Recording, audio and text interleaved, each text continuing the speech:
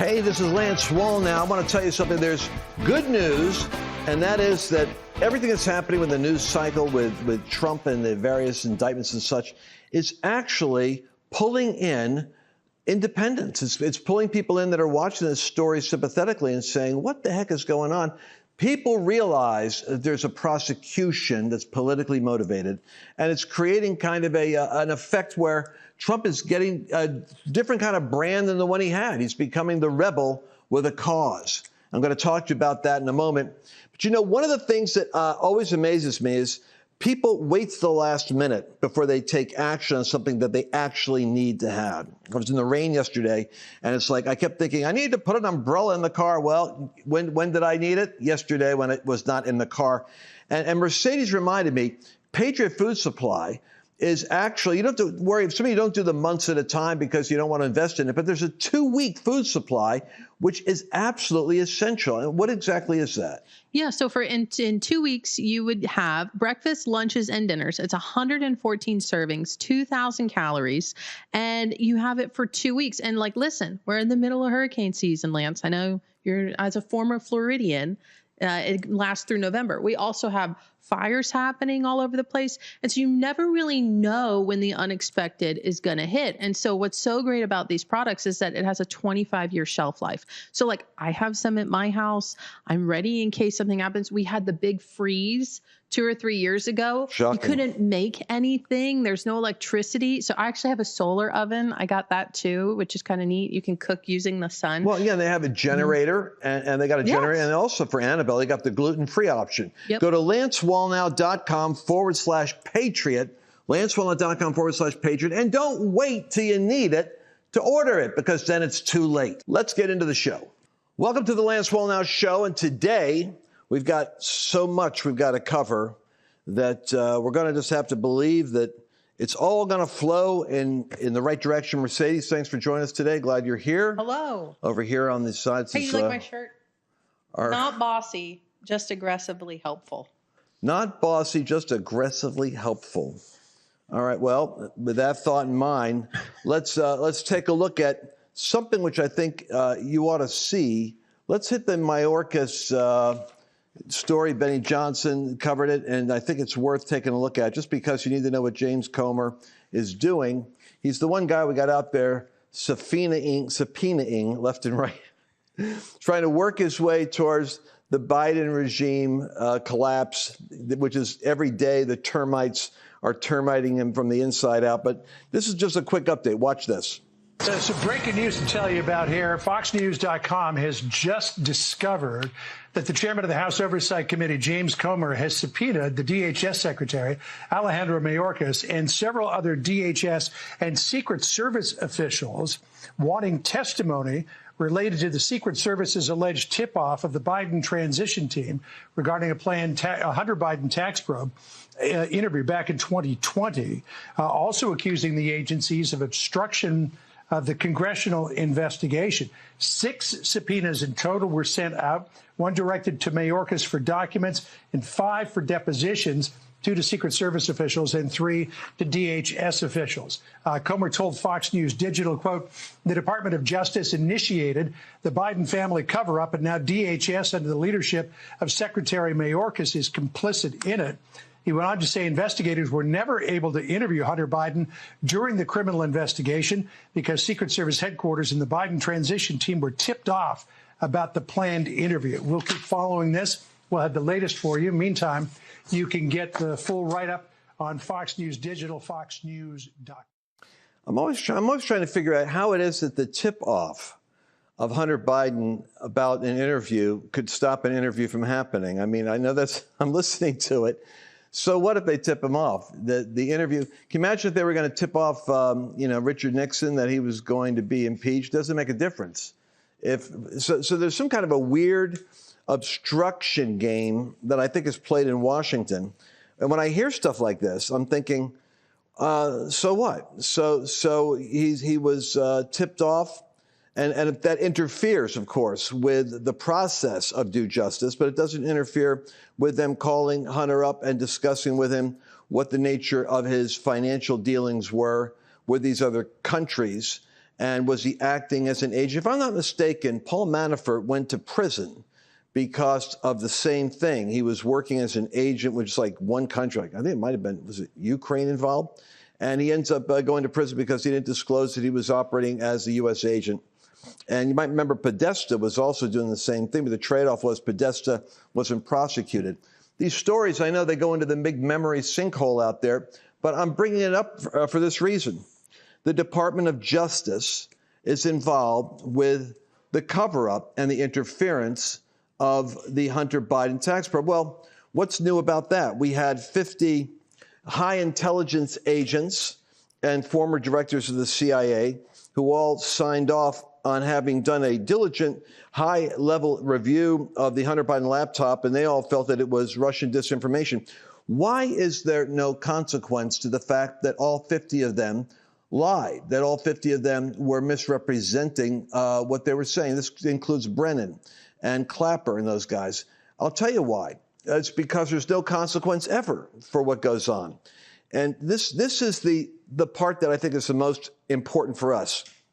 The American people are aware with increasing shock. And I'm talking about that it's working when Joe Rogan, in the middle of 20 F-bombs, is doing an interview with his buddies, and they're all talking about, hey, this is really screwed up. Like, how could this be happening? How could the country be under the influence of such a corrupt management style that there's a constant shell game of protecting the assets? I believe that there's a moment of awakening that is happening. It's not just the war room. It's not just people that are watching us on Flashpoint or people that are watching, listening to our podcast. It's a collective awareness. And you know what's bringing it to a head? It's what's happening to Donald Trump. This other stuff is becoming interesting because Americans are realizing that Donald Trump is getting zip code prosecuted. That when you have a concentration of Democrats with like the dark money funded DA cases, where they're running for office and they're like the Soros backing and these other guys that are pushing the DA in New York or the DA into Fulton County in Georgia. When you've got guys like, Jack the Ripper overseeing the January 6th investigation about the insurrection and trying to disqualify Trump from being able to be on a ballot because they're trying to create a story of him somehow stirring up the mob to interfere with due process of an election. All of this is going in the direction of looking really stupid. It's looking like they're trying to continue to go after Donald Trump.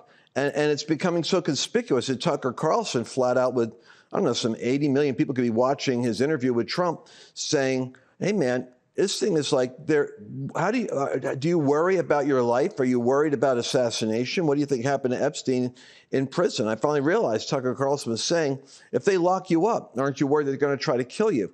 And Trump's answer is, I think, more accurate than the majority of Christians. I'm talking about the people that are the evangelical base in America. They don't really see the way as clear as Trump does. He says these people are evil. They're just evil. They're willing to use any mechanism at all to destroy anyone who is interfering with their grasp of power. But my point again is, so Mayorkas was tipping off and working with the DOJ to interfere with an investigation of Hunter in order to protect their administration. Well, I'm hoping James Comer is able to put something out there that is going to be just another nail in the coffin of, oh, yeah, well, that's pretty clear that the government is covering itself, investigating itself, and interfering with its own investigation. Because that at the top level, this party that is in power, including what you're going to see in other segments right now today, on their agenda for your children and what they're authorizing through the press and through the scholastic, books that they're releasing to your kids, they have an agenda to support whoever is helping them stay in power, even if it's to the detriment of the American people and the children in America. So the main point here is that there is a full court press now taking place to expose all of the areas in which the American people are victims of a collusion at the highest level to cover up crimes. And that kind of goes to the story going on in Texas. Texas Attorney General Ken Paxton's impeachment trial. This should be of interest to all of you. What's coming out here in Epoch Times, Wall Street Journal, Yahoo.com, because what's important about the Ken Paxton situation is he's the only AG we have in the United States that actually takes the gloves off and goes after Biden, that fights the corruption, and that does something as a so they're going to make an example of him. What's infuriating for those of us that are still discovering how corrupt our Republican Party is, that in order for them to do it, the Republican-controlled Texas House of Representatives voted 121 to 123 to charge him with abuse of office and bribery. In other words, they want to get rid of the one guy that is the most powerful voice that we have as a conservative, utilizing his platform as an AG.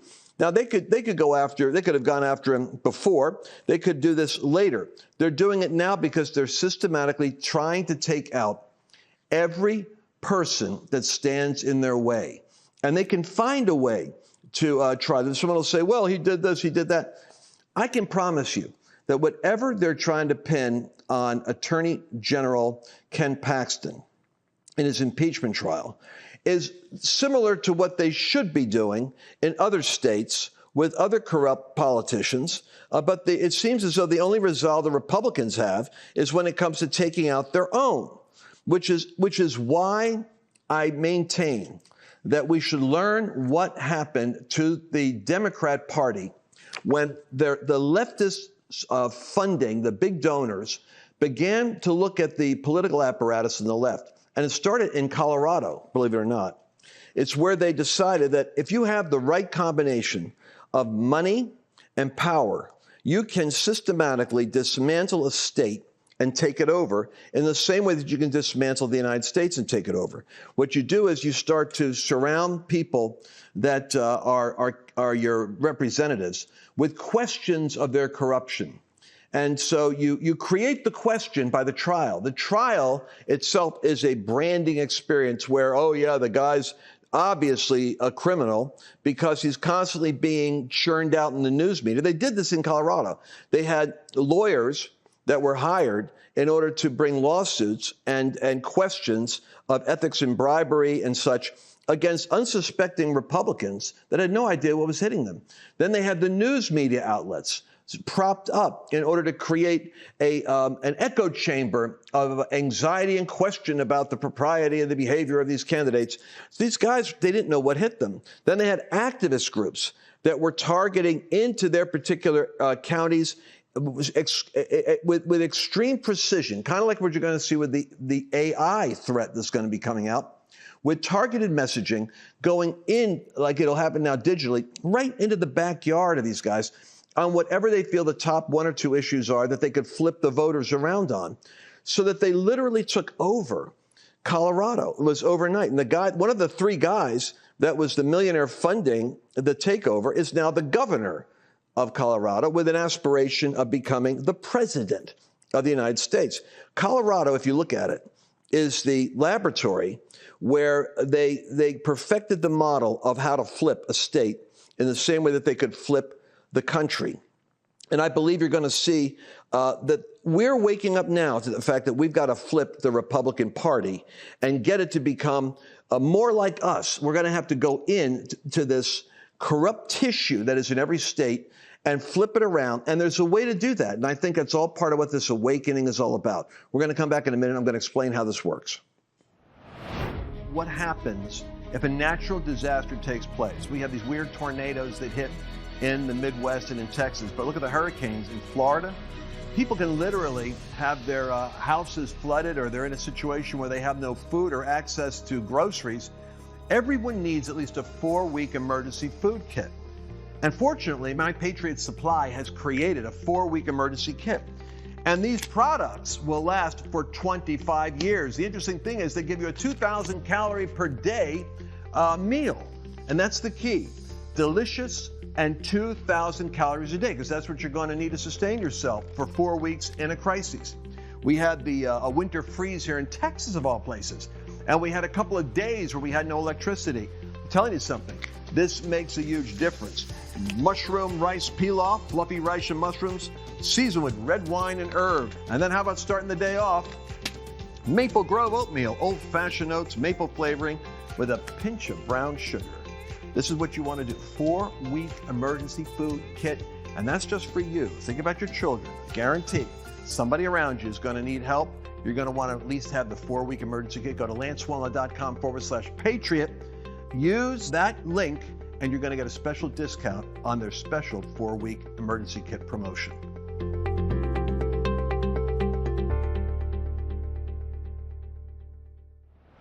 Welcome back to the Lance Wall Now show. Now, the premise that I'm working on from the last segment is that the Democratic Party is no longer the Democratic Party.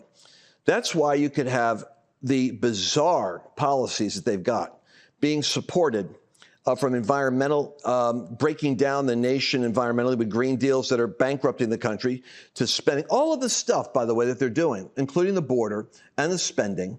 And you'll find it's the same thing with the transgender ideology.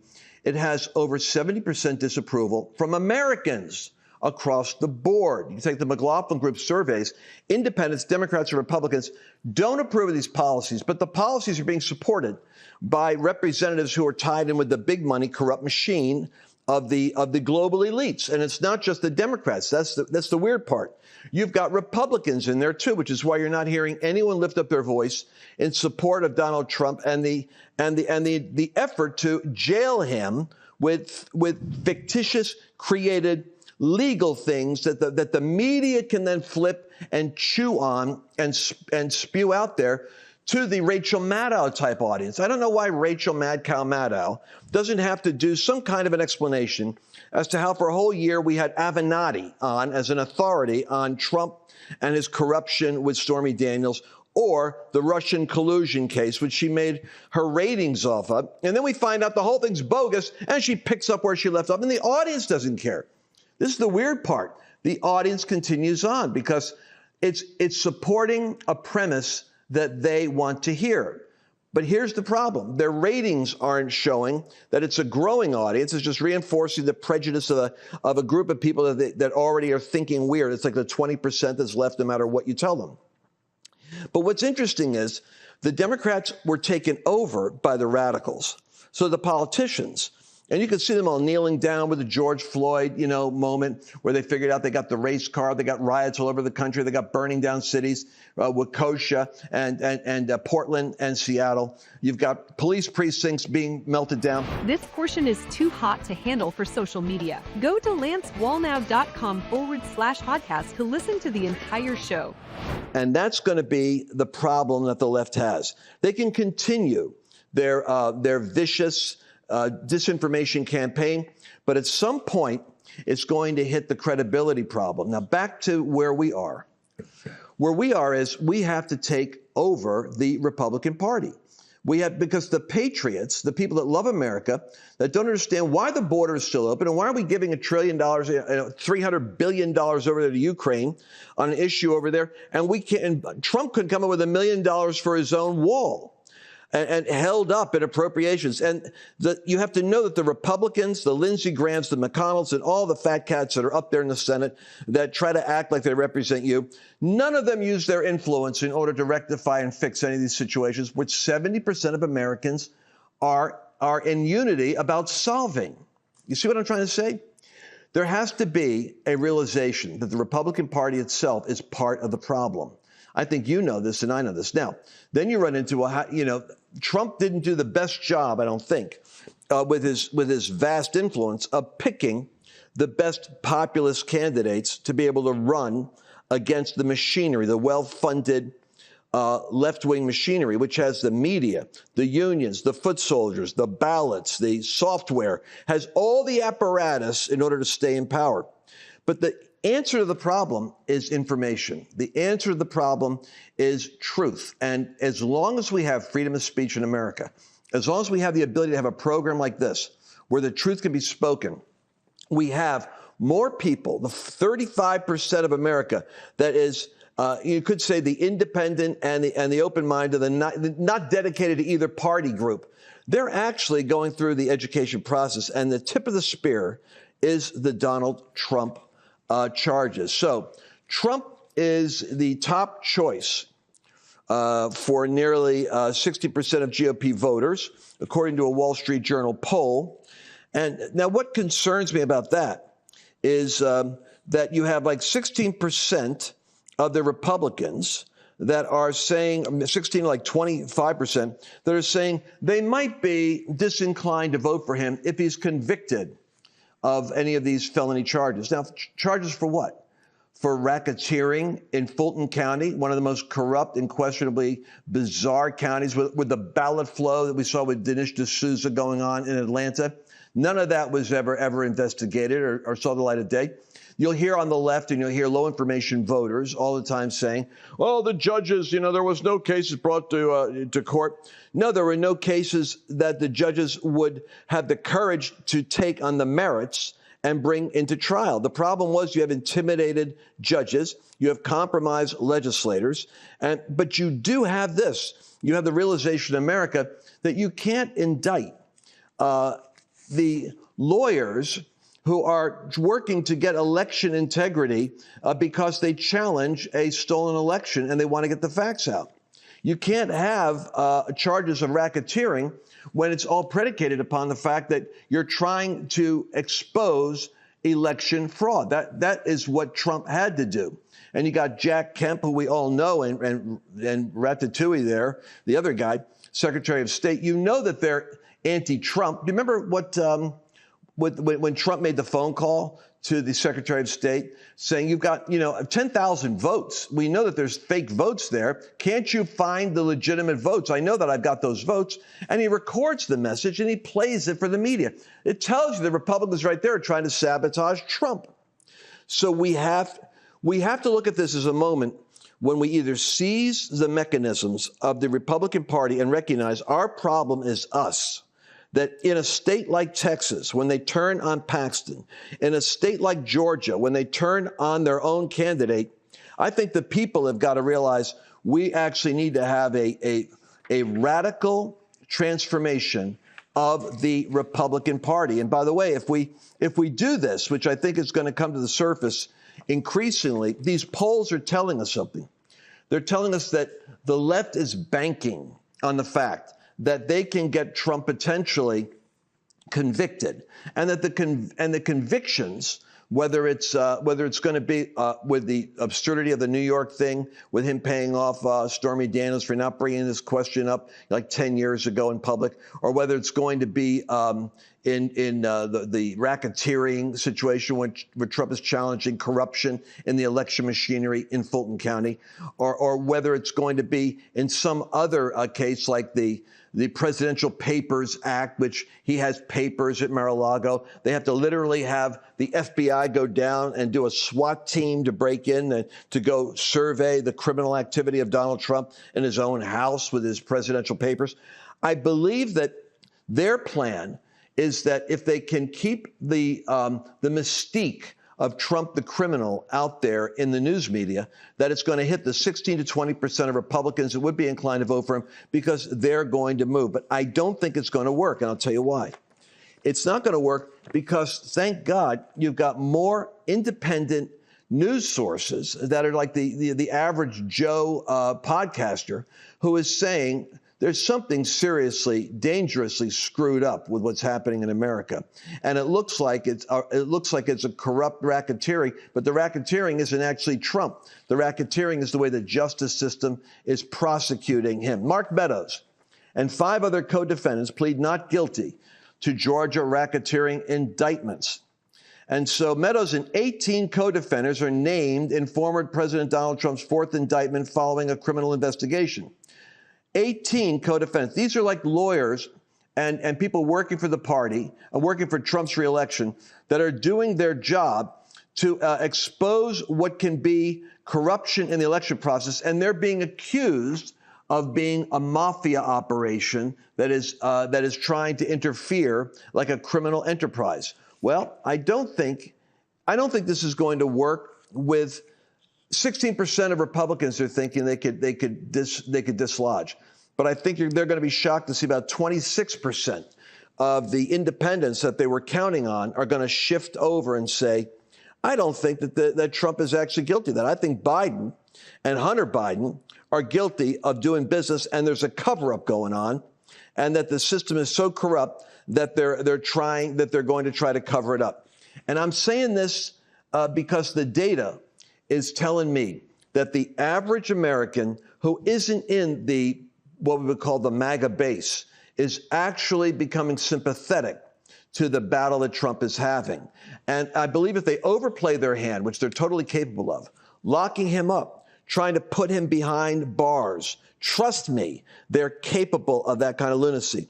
I think it's going to accelerate the hemorrhaging of their argument and create a backlash that's going to go right into the November elections. And we're going to watch that very closely. Hard to believe we're running out of time. We have run out of time, but I want to tell you, I see something happening in America. We're going to be talking about it this week. There's an awakening of a different sort.